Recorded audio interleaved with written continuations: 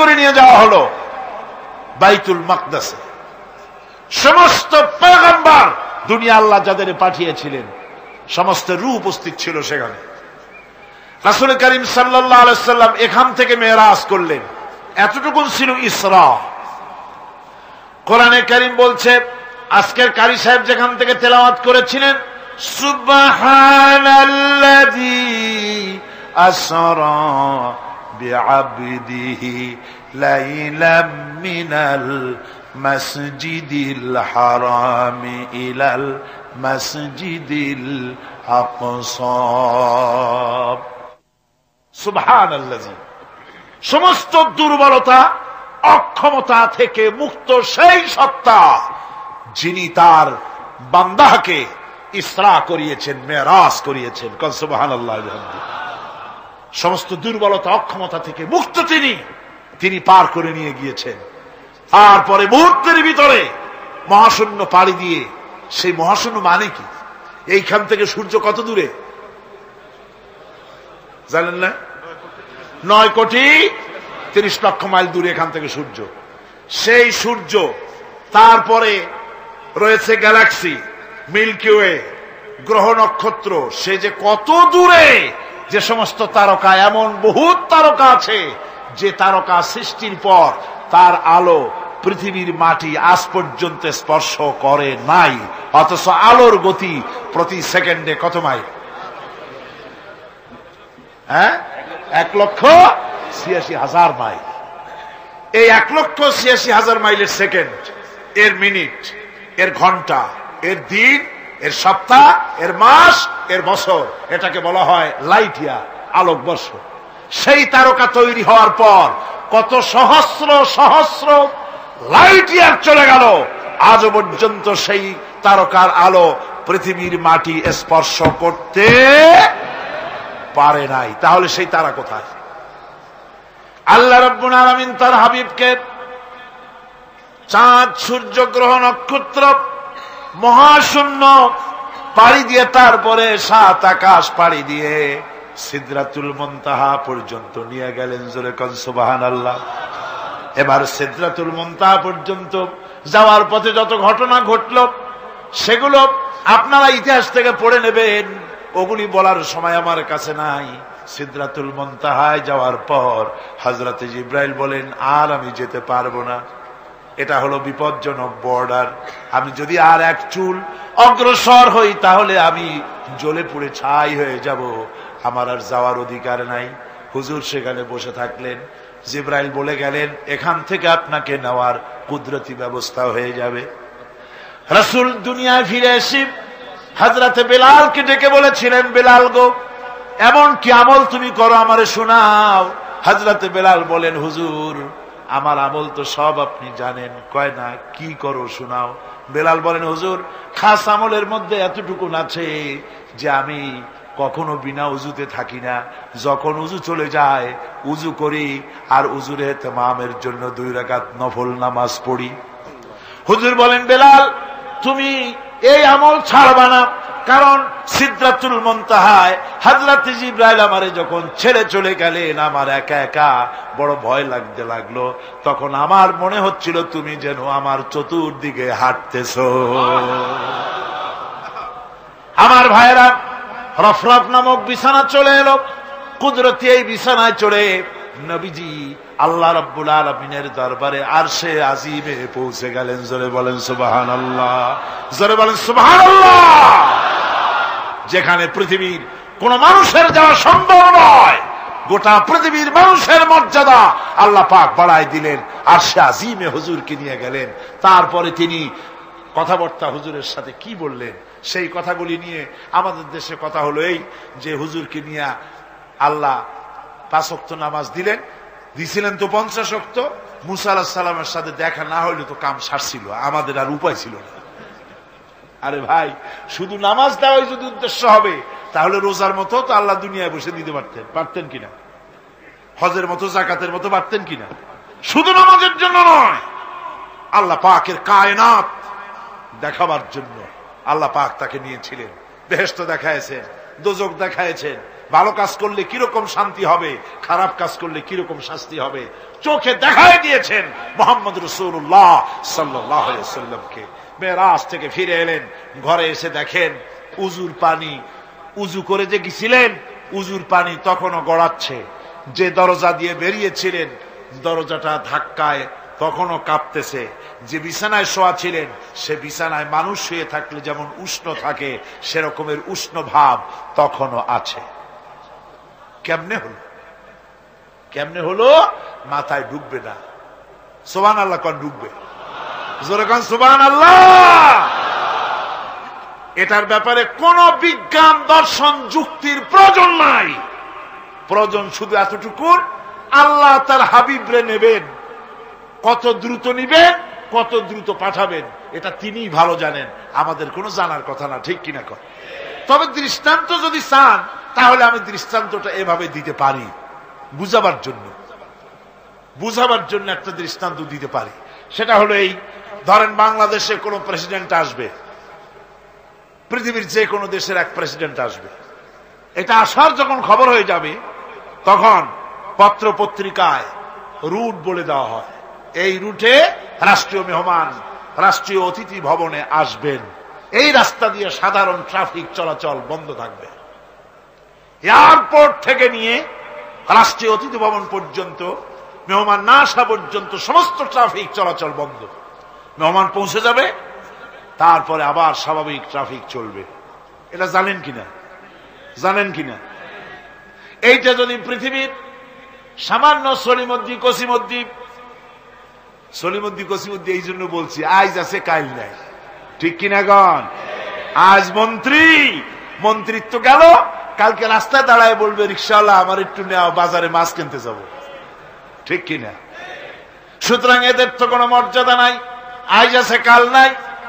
এই দুনিয়ার সলিমদ্দি কসিমদ্দির জন্য যদি এভাবে ট্রাফিক চলাচল বন্ধ করে দেওয়া হয় তাহলে আকাশ এবং জমিনে আল্লাহ রাব্বুল আলামিনের সর্বশ্রেষ্ঠ মেহমান জনাবে মুহাম্মদুর রাসূলুল্লাহ সাল্লাল্লাহু আলাইহি সাল্লাম, এই মেহমান আল্লাহর দরবারে যাবেন। আল্লাহ যদি বলে দিয়ে থাকেন, আল্লাহ যদি হুকুম করে থাকেন, সময়ের গতি, বার্ষিক গতি, আহ্নিক গতি, আকাশের গতি, সূর্যের গতি, সময়ের গতি, রাত 3:45 এখন সমস্ত গতি স্তব্ধ হয়ে যা। আমার হাবিব আমার দরবার থেকে ঘুরে যখন ঘরে ফিরে যাবেন, আবার রাসূল তো এতিমদের সর্দার, পৃথিবীর কোন এতিম যেন বলতে না পারে নবীজি আমার ব্যাপারে কি বলবেন, আমি তো এতিম মানুষ, আর তিনি আমার ব্যাপারে কিভাবে আমার দরদ বুঝবেন। নবীজিকে আল্লাহ পাক কেমন এতিম বানালেন, সমস্ত দুনিয়ার এতিমদের সর্দার বানালেন। মায়ের পেটে যখন তিনি ছিলেন 6 মাসের সময় মায়ের পেটে থাকাকালীন বাপের এতিম হয়ে গেলেন। যখন প্রসব বেদনা শুরু হয়েছে মায়ের, দুনিয়ায় যখন তিনি আসবেন, হযরতে আমেনা ঘরের ভিতরে বসে তার অবস্থাটা কি? এই সন্তান পৃথিবীতে আসতে পরে যিনি সবচাইতে বেশি খুশি হবেন তিনি তো আজ দুনিয়ায় নাই।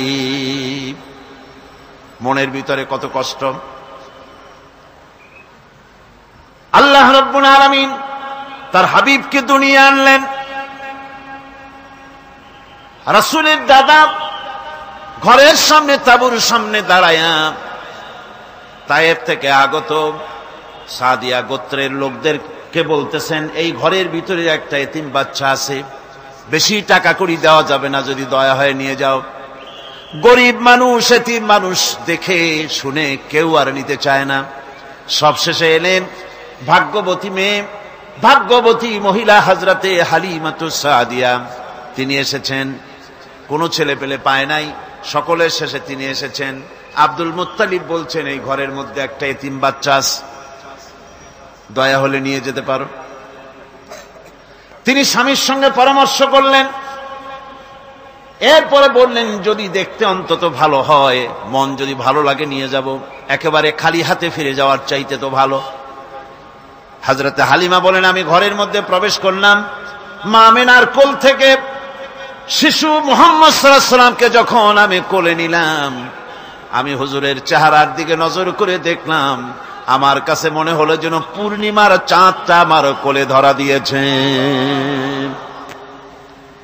রাসূল কি শিশু মুহাম্মদ সাল্লাল্লাহু আলাইহি ওয়াসাল্লাম কি যখন নিয়ে বাড়ির দিকে রওনা হলাম, যে গাধা আমার সকলের পেছনে এসেছে সেই গাধা এখন সকলের আগে ছুটে চলে যায়। এরপরে বাড়ি যখন নিয়ে গেলাম, কুয়ায় পানি বাড়লো, গাছে ফসল বাড়লো, খেজুর গাছে খেজুর বাড়তে লাগলো, জমিনে ফলন বেড়ে গেল। রাসূলের দুধ বোন সাইমা রাসূলকে নিয়ে মুহাম্মদ সাল্লাল্লাহু আলাইহি ওয়াসাল্লাম তাকে দোলনা নিয়ে দোল দিতেছে। কি আশ্চর্য অবস্থা!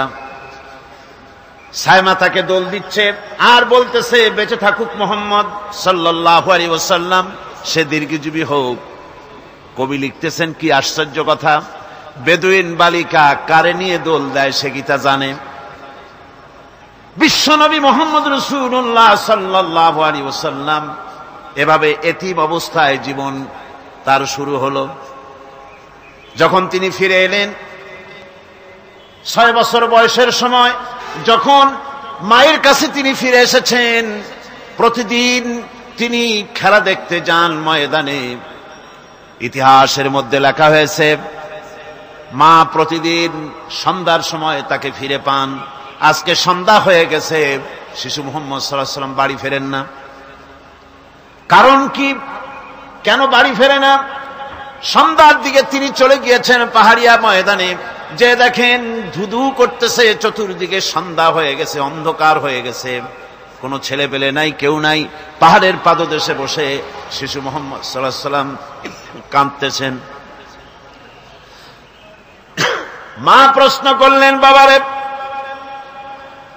সন্ধ্যা উত্তীর্ণ হয়ে গেল, কেন একা একা বসে বসে কাঁদো? তিনি বলছেন, মাজি আজ কদিন খেলা দেখতে আসলাম ময়দানে, প্রতিদিন দেখি যখন সন্ধ্যা হয়ে যায় মুরব্বী শ্রেণীর কিছু লোক আসে, ছেলেকে নাম ধরে ডাক দেয়, ছেলেরা দৌড়ে তারা বাবার কাছে চলে যায়, আর বাবা ছেলেকে কোলে নিয়ে মুখে চুমা দিয়ে বাড়ির দিকে নিয়ে যায়। আমি আজ কদিন পর্যন্ত এই ময়দানে এলাম, কোনদিন সন্ধ্যা বেলায় তো কেউ এসে আমাকে মুহাম্মদ বলে একটা ডাক দিল না। আমার আব্বা কি নাই? আল্লাহ রাব্বুল আলামিন বলেন, আলাম ইয়াজিদকা ইয়াতীমান ফাআওয়া, এরকম এতিম অবস্থায় পেয়ে আমি কি আপনাকে আশ্রয় দেই নাই? আপনাকে আমি পেয়েছি এতিম অবস্থায়, এরপরে আমি আপনারে আশ্রয় দিলাম। ওয়াওয়াজাদাকা দাল্লান ফাহাদা, এরপরে আমি আপনাকে পথ হারা পেলাম, আমি আপনাকে পথের দিশা দিয়া দিলাম। ওয়াওয়াজাদাকা আইলান ফাআগনা, এরপরে আমি আপনাকে দরিদ্র অবস্থায় পেয়েছি, তারপরে আমি আপনার দারিদ্র মুক্ত করেছি আপনাকে।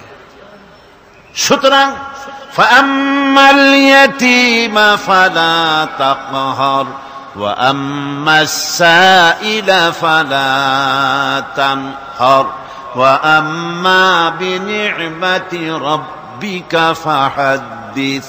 সুতরাং নবী, এতিমের প্রতি নির্মম ব্যবহার করো না, এতিমের প্রতি ভালো ব্যবহার করো, নির্মমতা দেখাইও না। আর ভিক্ষুককে ধমক দিও না, রূঢ়তা দেখিও না, আর আল্লাহর নিয়ামতের প্রশংসা করো। বহুত মানুষ আছে এতিমরে গলায় ধাক্কা দেয়। মানুষ যখন ভিক্ষা নিতে আসে, গরিব মানুষ ভিক্ষা চাইতে আসছে, ওই মেয়ে আত্মাহিতে জানো, দোয়া কুনুত জানো, বাড়ি যেয়ে কাজ করবা, এই সব আজে বাজে কথা বলে ভিক্ষা দেয় না। সাইলকে ধমক দিতে রাসূল করিম সাল্লাল্লাহু আলাইহি ওয়াসাল্লাম নিষেধ করেছেন, সাইলকে ধমক দিও না। গাড়িতে বসে যাচ্ছেন সাহেব, ট্রাফিক মোড়ে যখন সিগন্যাল জ্বললো, গাড়িগুলি দাঁড়ায় গেল, ফকির এসেছে, হাত নাই পাও নাই, বুড়া মানুষ, একটা পয়সা বার করে না। আবার এই মানুষটি ওই ফকিরকে ধমক দিয়া বার করে দিল। এরপরে এই লোকটি যখন কোন মাজারের কাছে পৌঁছে গেল, 500 টাকার কড়কড়ে নোটটা ফেলে দিল।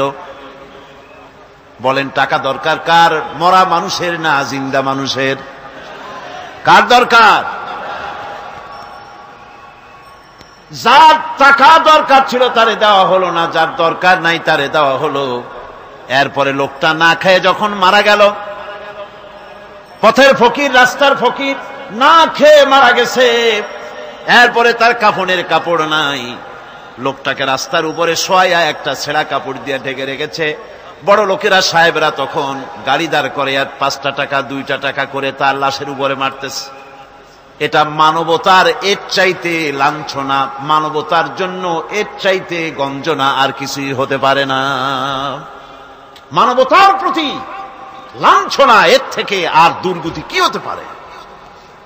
বেঁচে থাকার সময় 1টা টাকা আপনি দিলেন না, মরে যাওয়ার পর বিদায় হয়েছে বালাই, এখন দেওয়া শুরু করেছে। আমার বন্ধুগণ, এজন্য এতিমের প্রতি দরদ করার জন্য আল্লাহ পাক কোরআনের ভিতরে পরিষ্কার বলেছেন। রাসূল করিম সাল্লাল্লাহু আলাইহি ওয়াসাল্লাম নিজে এতিম ছিলেন, আর এতিমের প্রতি তার এত দরদ ছিল, একবার তিনি ঈদের দিকে নামাজ পড়ার জন্য যাচ্ছেন। প্রতিমধ্যে দেখেন একটা বাচ্চা ছেলে কাঁদতেছে। এই রাস্তায় কত মানুষ গেল, কেউ দাঁড়ালো না থমকে, বাচ্চার ক্রন্দন কাউকে থামাইতে পারল না। কিন্তু বিশ্ব নবী, দয়ার নবী, রাহমাতুল্লিল আলামিন বাচ্চার কান্না দেখে পাও বাড়াতে পারলেন না। নবীজি দাঁড়ায় গেলেন, জিজ্ঞেস করেন, ও বাচ্চা, ঈদের দিনে কাঁদো কেন? ঈদের দিনে তো কাঁদতে নাই। বাচ্চা বলে, তোমার কাছে বলবো না, আমি সেই সকালবেলা থেকে বসে আছি, আমি যদি মক্কার আব্দুল্লাহর পুত্র মুহাম্মদ রাসূলুল্লাহ সাল্লাল্লাহু আলাইহি সাল্লামকে পাই, মনের দুঃখ তার কাছে বলবো। বিশ্ব নবী জমিনের উপরে বসে পড়লেন, বাচ্চারে কোলের উপরে উঠায় বলেন, বাচ্চা বলো কি তোমার দুঃখ? তুমি যার জন্য বসেছো আমি তো সেই এতিম নবী, কি বলতে চাও? বাচ্চা বলতেছেন, ইয়া রাসূলুল্লাহ, আমার বাবা মারা গেছে। সেই ছোট্টবেলায় একেবারেই তখন মায়ের পেট থেকে আমি আসার পর বাপ মরে গেল, আমার মা আর একজনের সঙ্গে বিয়ে বসেছে। সেই পুরুষটি আমারে দেখতে পারে না, আমার মা যদি আমারে কোলে করে এসে সহ্য করতে পারে না, আমারে চুমা খাইলে সহ্য করতে পারে না, আমারে খাবার দিলে মা মার খায়। আজ ঈদের দিনের রাতে আমার মা আমাকে বলল, বাবারে তোমার কপাল খারাপ, তোমার বাবা মারা গেছে, তোমাকে সাহায্য করার কেউ নাই, আমি তোমার যত্ন করতে পারলাম না, কোলে নিয়ে চুমাও দিতে পারি না, আমার এমনই কপাল খারাপ। সুতরাং এতিমের দরদ এতিম ছাড়ার কেউ বুঝবে না। তুমি আজ চলে যাও, ওই রাস্তায়, ঈদের রাস্তায় দাঁড়ায় থাকো, মাঠের রাস্তার পাশে, বিশ্ব নবীর কাছে তোমার দুঃখ বলো, এতিমের দুঃখ তিনি বুঝবেন।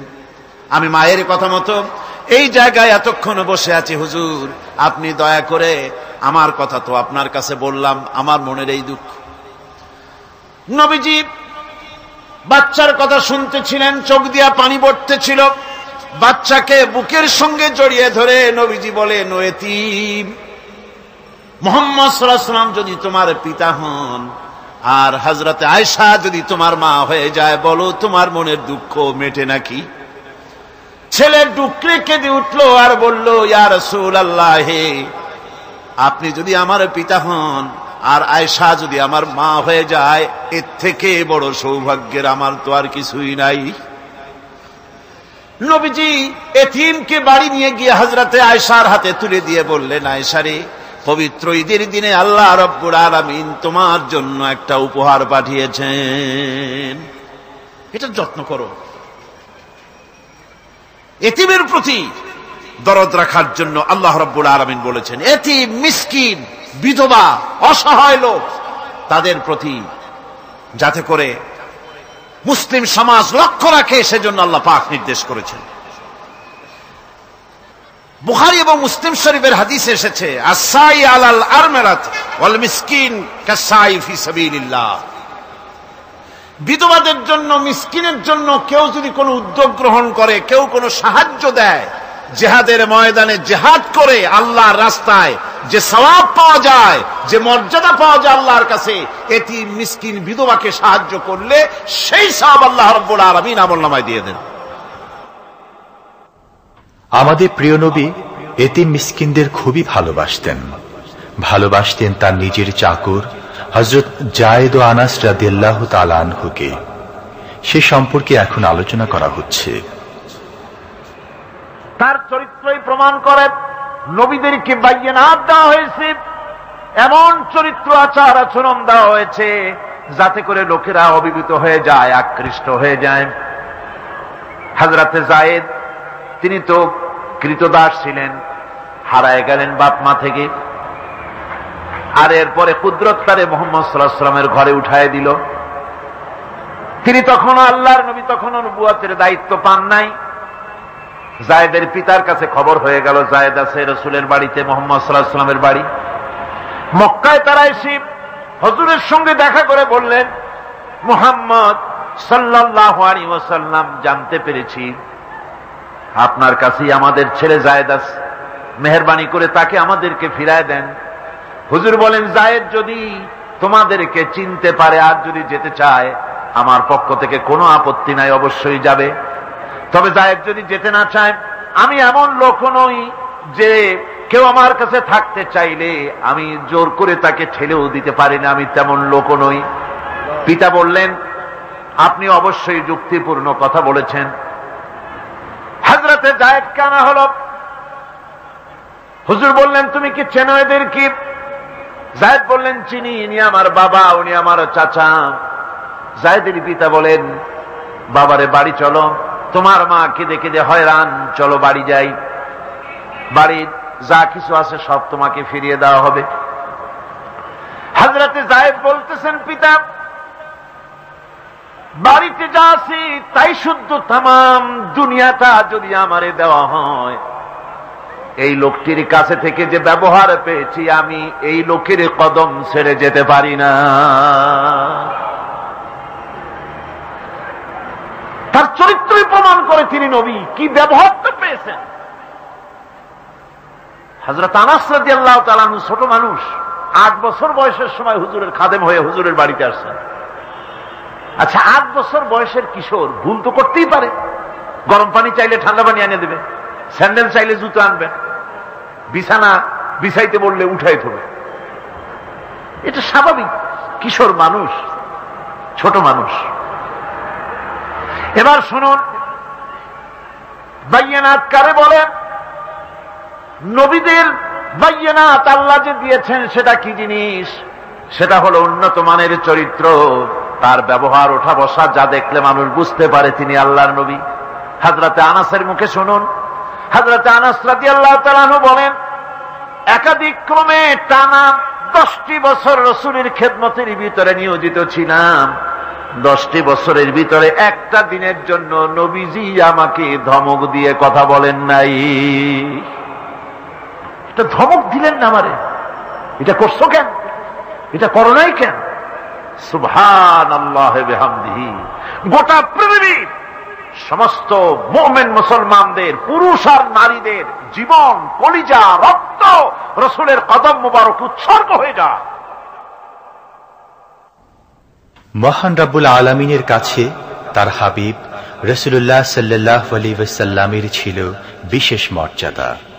আসুন আমরা সে সম্পর্কে আলোচনা শুনি। আমার ভাইরা, রাসূল পাক সাল্লাল্লাহু আলাইহি ওয়াসাল্লাম আল্লাহর নবী এমন এক মহান সত্তা ছিলেন যে তিনি দোয়া আল্লাহর দরবারে হাত উঁচু করতে দেরি আছে, কিন্তু দোয়া কবুল হতে দেরি নাই। হিজরত করে মদিনায় এসেছেন, নামাজ পড়তে দিল চায়, কাবা শরীফের দিকে ফিরে যদি নামাজ পড়তে পারতাম দিলটা বড় ভালো লাগতো, কিন্তু হাত উঁচু করে মোনাজাত করতেছেন না, আল্লাহর কাছে বলতেওছেন না যে আল্লাহ তুমি আমার কিবলাটা বাইতুল মুকাদ্দাস থেকে ফিরাইয়া মক্কা শরীফে বাইতুল্লাহর দিকে ফিরাইয়া দাও, মুখেও বলতেছেন না, মনেও না, শুধু আকাশের দিকে বারবার তাকাচ্ছেন, মোনাজাত করেন নাই। মনে মনে আশা পোষণ করতেছেন যদি এমন একটা ওহী নাজিল হয়ে যেত আল্লাহ রাব্বুল আলামিন সঙ্গে সঙ্গে রাসূল জোহরের নামাজ পড়তেছিলেন, 2 রাকাত পড়া হয়ে গেছে, এমন সময় ওহী নাজিল হয়ে গেল, ক্বাদ নারা তাকাল্লুবা ওয়াজহিকা ফিস সামা। ও নবী, আমি দেখতে পেয়েছি বারবার আপনি আকাশের দিকে তাকাচ্ছেন। সুবহানাল্লাহ, আমি দেখতে পেয়েছি। فَلَنُوَلِّيَنَّكَ قِبْلَةً تَرْضَاهَا فَوَلِّ وَجْهَكَ شَطْرَ الْمَسْجِدِ الْحَرَامِ। আর দেরি নাই, আপনার মনের আশা পুরা হয়ে গেছে, এক্ষুনি আপনার কিবলা পরিবর্তন করুন। হুজুর 2 রাকাত পড়েছিলেন বাইতুল মাকদাসের দিকে ফিরে, বাকি 2 রাকাত তিনি মক্কা শরীফের কাবা শরীফের দিকে ফিরলেন। আজও পর্যন্ত সেই মসজিদ আছে, সাক্ষ্য দিচ্ছে নবীর কথা কিভাবে মঞ্জুর হয়। মসজিদে কিবলাতাইন মদিনা মুনাওয়ারায় সে মসজিদ আজও আছে। ভাইরা আমার, রাসূল পাক সাল্লাল্লাহু আলাইহি ওয়াসাল্লাম এত বড় মর্যাদা সম্পন্ন ব্যক্তিত্ব, মহান ব্যক্তিত্বের উম্মতের মধ্যে আল্লাহ আমাদের শামিল করেছেন। শুকরিয়া স্বরূপ আমরা পড়ি আলহামদুলিল্লাহ। জোরে সোরে পড়েন আলহামদুলিল্লাহ। আমার ভাইয়েরা, মর্যাদা এত বেশি আল্লাহ রসুলকে আল্লাহ রাব্বুল আলামিন দান করেছেন। এই পৃথিবীতে কোন মানুষের সঙ্গে যদি আপনি বেয়াদবি করেন, তিনি আপনার বাপ হোক, তিনি আপনার মা হন, অথবা আপনার উস্তাদ হন, অথবা আপনার পীর হন, যে কেউ হোক না কেন, কারো সঙ্গে যদি কোনো বেয়াদবি হয়ে যায় তো শুধু একটা বেয়াদবি ছাড়া আর কিছুই না। কিন্তু নবীজির সঙ্গে যদি কেউ বেয়াদবি করে, সেটা শুধু বেয়াদবি থাকে না, কুফরি হয়ে যায়। কি হয়ে যায়? কুফরি হয়ে যায়। রাসূলুল্লাহকে কেউ তাওহীন করলে, অসম্মান করলে, সমালোচনা করলে কাফের হয়ে যায়। যারা বলেন কি হয়ে যায়? কত বড় মর্যাদা! রাসূল পাক সাল্লাল্লাহু আলাইহি ওয়াসাল্লাম, তার সামনে সাহাবায়ে কেরাম বসা, হুজুর কথা বলছেন, সাহাবায়ে কেরাম তারাও কথা বলছেন। কথা বলতে বলতে এক পর্যায়ে সাহাবীদের গলার আওয়াজ বড় হয়ে গেছে। হুজুরের গলার আওয়াজ শোনা যায় না, সাহাবীদের গলার আওয়াজটা বড় হয়ে গেল। আল্লাহ রাব্বুল আলামিন এতটুকুও বরদাস্ত করলেন, আমার নবীর গলার আওয়াজের চাইতে তোমাদের আওয়াজ বড় হলো কেন? সঙ্গে সঙ্গে ওহী নাজিল হয়ে গেল।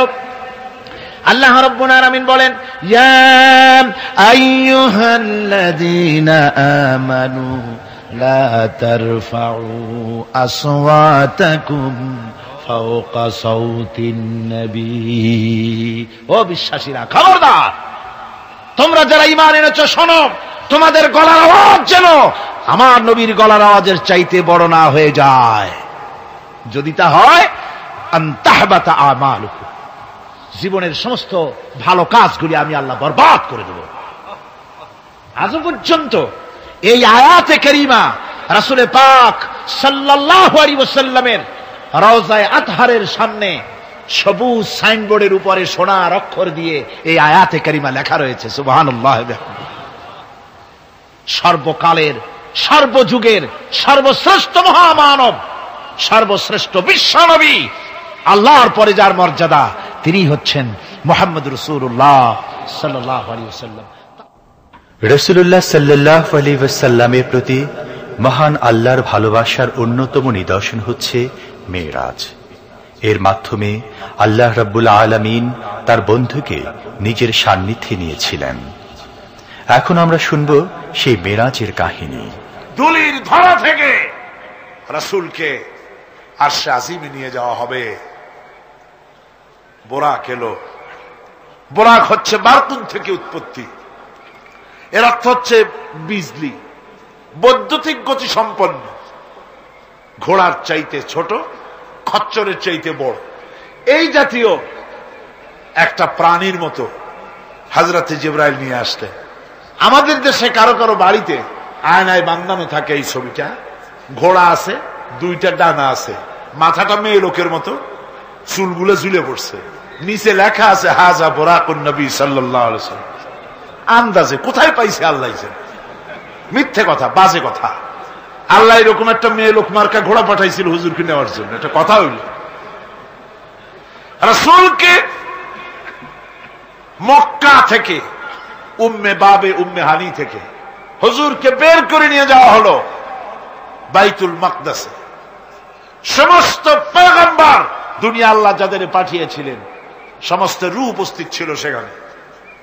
রাসূল করিম সাল্লাল্লাহু আলাইহি ওয়াসাল্লাম এখান থেকে মেরাজ করলেন, এতটুকুন ছিল ইসরা। কোরআনে কারীম বলছে, আজকের কারি সাহেব যেখান থেকে তেলাওয়াত করেছিলেন, সুবহানাল্লাযী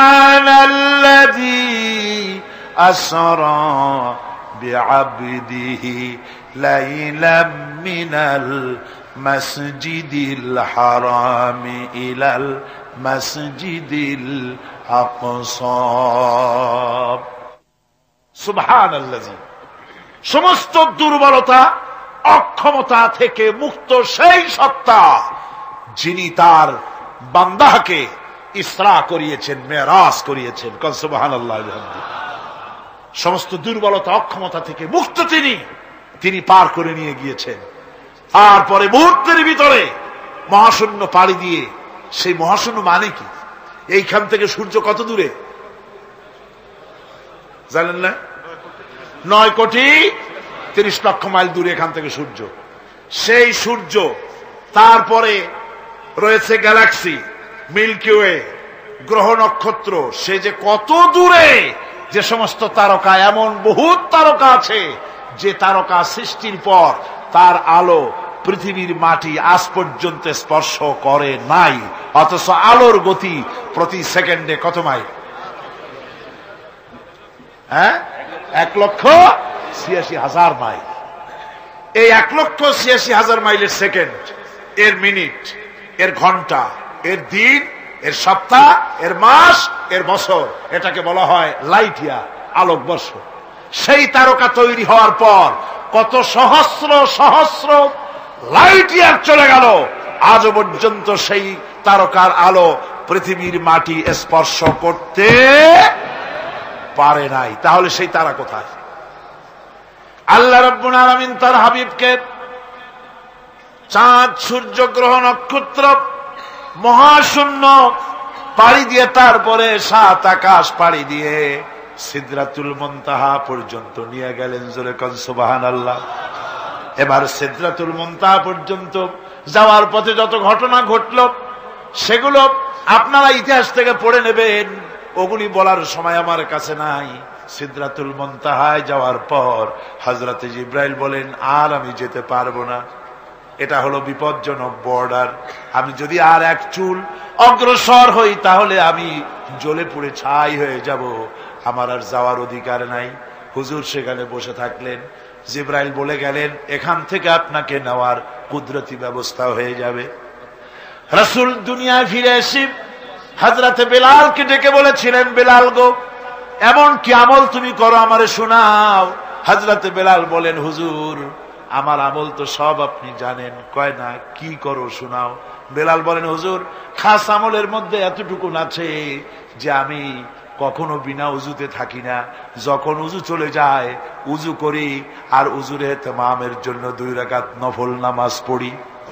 হুজুর বলেন, বেলাল তুমি এই আমল ছাড়বা না, কারণ সিদরাতুল মুনতাহায় হযরত জিবরাইল আমারে যখন ছেড়ে চলে গেলেন, আমার একা একা বড় ভয় লাগতে লাগলো। তখন আমার মনে হচ্ছিল তুমি যেন আমার চতুর্দিকে হাঁটতেছো। আমার ভাইরা, রফরফ নামক বিছানা চলে এলো। কুদরতি এই বিছানায় চড়ে নবীজি আল্লাহ রাব্বুল আলামিনের দরবারে আরশে আজিমে পৌঁছে গেলেন। জোরে বলেন সুবহানাল্লাহ, জোরে বলেন সুবহানাল্লাহ। যেখানে পৃথিবীর কোন মানুষের যাওয়া সম্ভব নয়, গোটা পৃথিবীর মানুষের মর্যাদা আল্লাহ পাক বাড়ায় দিলেন, আরশে আজিমে হুজুরকে নিয়ে গেলেন। তারপরে তিনি কথাবার্তা হুজুরের সাথে কি বললেন, সেই কথাগুলি নিয়ে আমাদের দেশে কথা হলো এই যে হুজুরকে নিয়ে আল্লাহ 5 ওয়াক্ত নামাজ দিছিলেন তো 50 ওয়াক্ত। মুসা আলাইহিস সালামের সাথে দেখা না হইলে তো কাম সারছিল, আমাদের আর উপায় ছিল না। আরে ভাই, শুধু নামাজ দেওয়াই যদি উদ্দেশ্য হবে, তাহলে রোজার মতো তো আল্লাহ দুনিয়ায় বসে দিতে পারতেন কিনা, হজের মতো জাকাতের মতো পারতেন কিনা। শুধু নামাজের জন্য নয়, আল্লাহ পাকের কায়নাত দেখাবার জন্য আল্লাহ পাক তাকে নিয়েছিলেন। বেহেশত দেখাইছেন, দোজখ দেখাইছেন, ভালো কাজ করলে কিরকম শান্তি হবে, খারাপ কাজ করলে কিরকম শাস্তি হবে, চোখে দেখাই দিয়েছেন মুহাম্মদ রাসূলুল্লাহ সাল্লাল্লাহু আলাইহি ওয়াসাল্লামকে। মেরাজ থেকে ফিরে এলেন, ঘরে এসে দেখেন উজুর পানি উজু করে যে গেছিলেন, উজুর পানি তখনও গড়াচ্ছে। যে দরজা দিয়ে বেরিয়েছিলেন, দরজাটা ধাক্কায় তখনও কাঁপতেছে। যে বিছানায় শোয়া ছিলেন, সে বিছানায় মানুষ শুয়ে থাকলে যেমন উষ্ণ থাকে, সেরকমের উষ্ণ ভাব তখনও আছে। কেমনে হলো? কেমনে হলো? মাথায় ঢুকবে না। সুবহানাল্লাহ কোন ঢুকবে? জোরে কোন সুবহানাল্লাহ। এটার ব্যাপারে কোন বিজ্ঞান, দর্শন, যুক্তির প্রয়োজন নাই। প্রয়োজন শুধু এতটুকু, আল্লাহ তার হাবিবরে নেবেন, কত দ্রুত নিবেন, কত দ্রুত পাঠাবেন, এটা তিনিই ভালো জানেন, আমাদের কোনো জানার কথা না। ঠিক কিনা কর?